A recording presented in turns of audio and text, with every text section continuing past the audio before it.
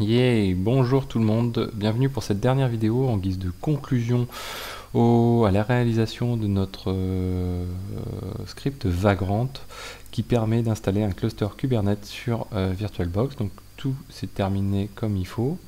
On a donc déroulé le cube master, le cube node 1, le cube node 2. Vous voyez à droite, hop, ici, je vais zoomer un petit peu. Donc on a notre cluster qui est en cours de finalisation. Donc on a déjà le K-Master et le K-Node 1 qui sont ready.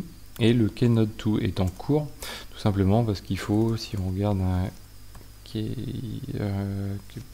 get pods n cube system, vous voyez qu'il y a encore des pods qui sont en cours de création, pod proxy notamment, et le kubeflanel pour pouvoir connecter et faire en sorte que ce node soit up pour notre cluster. Donc si je fais un watch dessus, bon, on va le voir passer en direct.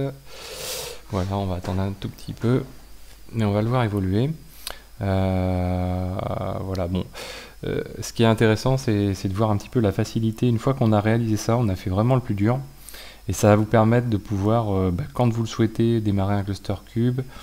Vous l'arrêtez, vous le détruisez, vous en recréez un autre, vous le faites évoluer. C'est pareil, là pour l'instant on a installé que Flanel. Vous voyez, voilà, le K-Node 2 est ready. Donc en fait on a un Kubernetes qui est up.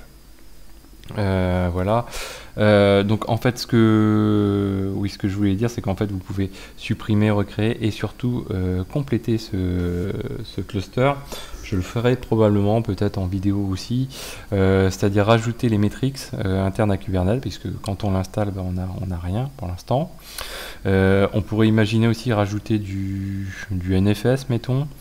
On pourrait rajouter aussi du monitoring interne. On pourrait aussi commencer à setter l'ingress controller. Voilà, on pourrait commencer à mettre en place pas mal de choses à l'intérieur.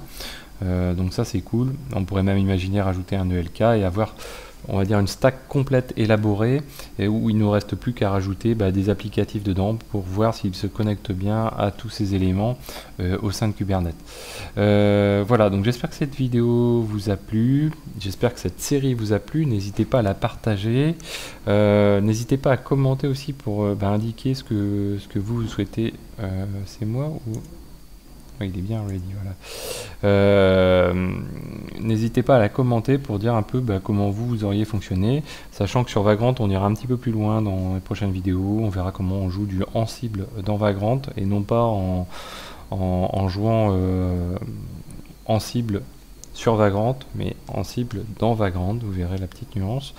Et voilà, donc j'espère que cette vidéo vous a plu et je vous dis à très bientôt sur Xavki.